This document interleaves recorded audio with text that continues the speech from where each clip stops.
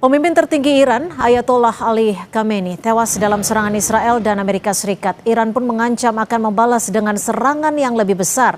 Apakah konflik ini bakal berlangsung lama dan apakah alasan serangan hanya karena masalah nuklir Iran?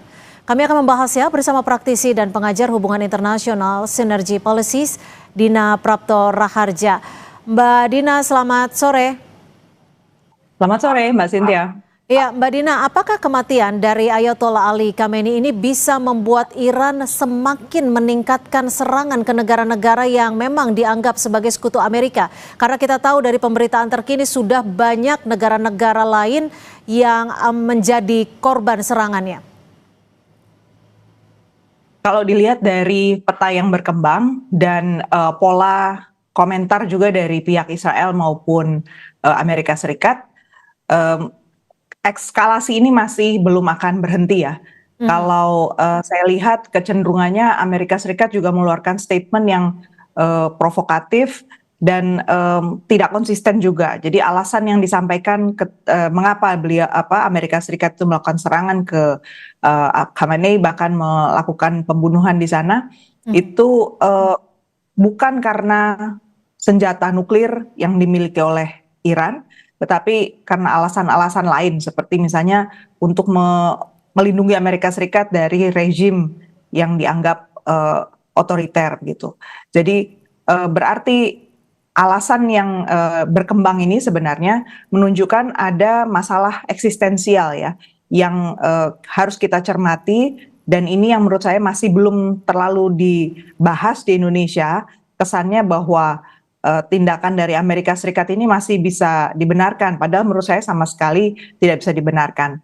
Kalau negara-negara Teluk memblokir ruang untuk negosiasi sama sekali berarti. Jadi kalau saya lihat pertarungannya ke depan ini berarti bukan lagi hanya antara Iran dengan Amerika Serikat dan Israel, tetapi juga aktor-aktor besar seperti Rusia dan China itu tidak mungkin tinggal diam.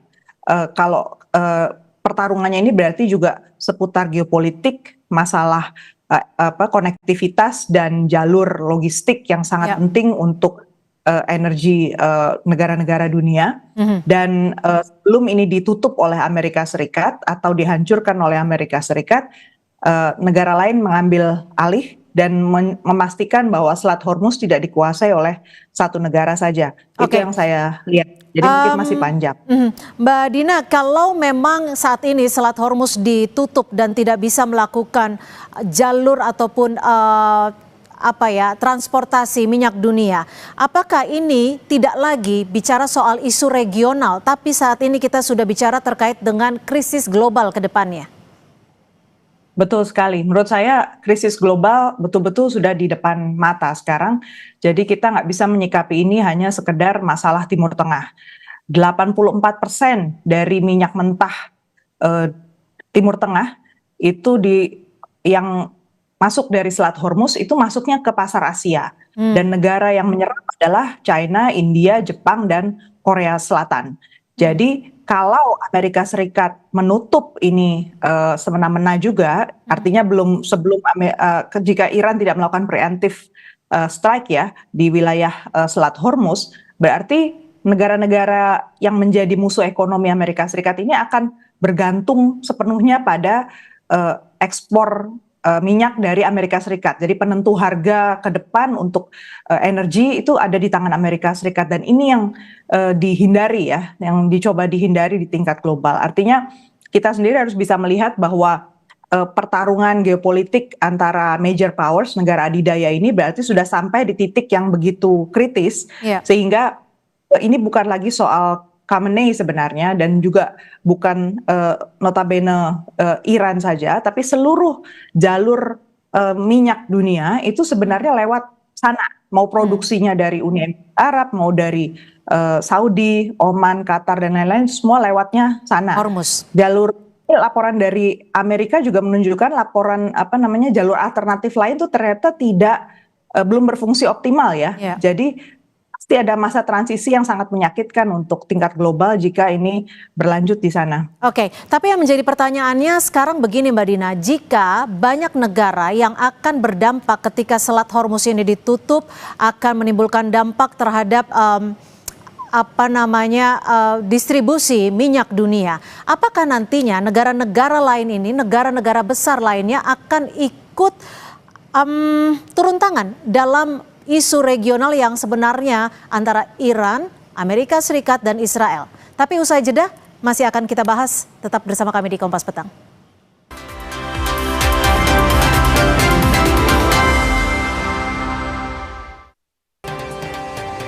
Terima kasih Anda masih bersama kami di Kompas Petang dan masih membahas terkait Selat Hormuz yang saat ini ditutup dan bersama Mbak Dina Praptoraharja. Mbak Dina, kalau tadi sudah disebutkan bahwa akan banyak negara yang terdampak jika Selat Hormuz ini ditutup dalam jangka waktu yang lebih panjang lagi. Apakah ini artinya negara-negara besar lainnya yang sebenarnya tidak ikut terlibat dalam apa yang terjadi saat ini akan ikut turun tangan, akan turun dalam hal militer juga terkait dengan hal ini?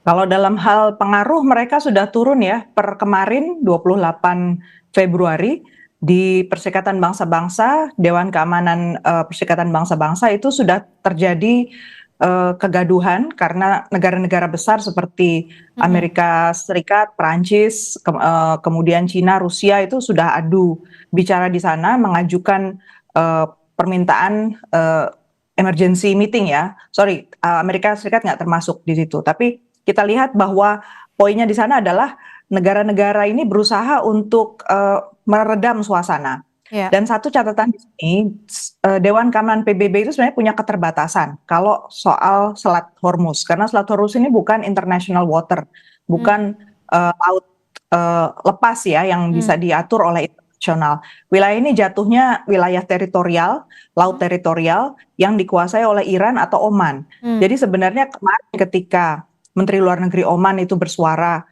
sudah diupayakan semaksimal mungkin mereka menjadi mediator ya kan sampai tanggal 27 Februari loh. Dan hasilnya menjamin bahwa Iran itu sebenarnya sudah let go, sudah nggak punya lagi itu program senjata nuklir. Dan bisa dijamin mereka mau bekerja sama. Dan kalau saya lihat dari sejarahnya sebenarnya itu satu-satunya jalan ya untuk Iran. Karena mereka sendiri juga terjepit. Jadi nggak mungkin sebenarnya mereka punya agenda yang lain. Satu yang mungkin Indonesia miss itu ya. Tapi kalau secara hukum laut internasional, ini adalah bagian teritorial Iran dan Oman. Apakah memang diperbolehkan satu negara menutup jalur transportasi yang memang sebenarnya sangat dibutuhkan oleh banyak negara terkait dengan hajat hidup orang banyak, dalam hal ini minyak? Justru frame-nya, kalau saya perhatikan, kita harus nggak bisa melepaskan ini dari kasus yang berkembang di Israel Palestina dan pembentukan juga Board of Peace. Iran itu sudah dituding berkali-kali oleh Israel maupun Amerika Serikat menjadi pendana dari Hamas, dan kita tahu Hamas itu menjadi pemain satu-satunya yang sekarang dianggap menghambat agenda dari Israel maupun Amerika Serikat di Gaza. Dan kalau kita memang peduli ya, Indonesia peduli betul dengan agenda Palestina, sebenarnya kita preferensinya itu justru supaya Iran itu dihormati wilayah teritorinya dan dijamin keamanannya dan dibawa ke meja negosiasi dan bukannya diserang secara militer. Gitu. Jadi kalau Amerika Serikat menunjukkan kekuatan full dan bahkan sudah Israel udah jelas-jelas yang membuat kampanye bahwa dia punya operasi militer besar, Lion's Roar gitu, itu menunjukkan bahwa nggak ada ruang negosiasi itu. Justru kita yang menginginkan stabilitas di Palestina harusnya melihat ini. Situasi ini terkait, betul-betul sangat terkait. Jadi kaitan antara perang geopolitik yang besar yang kemudian mencakup Rusia dan Cina yang eksistensinya juga jadi terganggu gara-gara ini ditutup, dan kaitannya dengan proses perdamaian di Israel Palestina ini sangat-sangat lekat. Kalau bicara soal peran dari Indonesia sendiri, apakah dari hal kemampuan sebagai mediator Indonesia bisa dikatakan cukup mampu dalam hal itu? Kita tidak bisa lompat logika. Satu, kita maju ke dalam peranan sebesar itu ya, kita jelas harus mempersiapkan orang-orang yang tepat, resources yang memadai, dan juga membaca situasi dengan tepat. Menurut saya Turki, Oman, Qatar, Bahrain, bahkan Saudi itu sudah melakukan berbagai macam bentuk tekanan dan ada yang sudah melaju sampai ke meja perundingan beberapa kali. Ya. Mentoknya di siapa? Tidak bisa membendung Amerika Serikat maupun Israel. Jadi, saya justru Meskipun Indonesia mencermati sudah ada di Board of Peace. justru statement yang dikeluarkan dari Kementerian Luar Negeri, saya ada concern di sini ya. Itu sama sekali tidak ada rasa duka cita terhadap Iran atau prihatin bahwa telah terjadi serangan besar terhadap Iran. Yang menarik di sini artinya, apakah Indonesia memang sudah betul-betul digerakkan agenda luar negerinya oleh Amerika Serikat? Baik. Karena kalau kita dalam posisi mencari peran sebagai mediator, kita harus netral di situ. Oke, baik. Terima kasih Mbak Dina Prapto Raharja, praktisi dan juga pengajar hubungan internasional Sinergi Policy sudah berbagi perspektif di Kompas Petang. Selamat sore Mbak Dina. Selamat sore.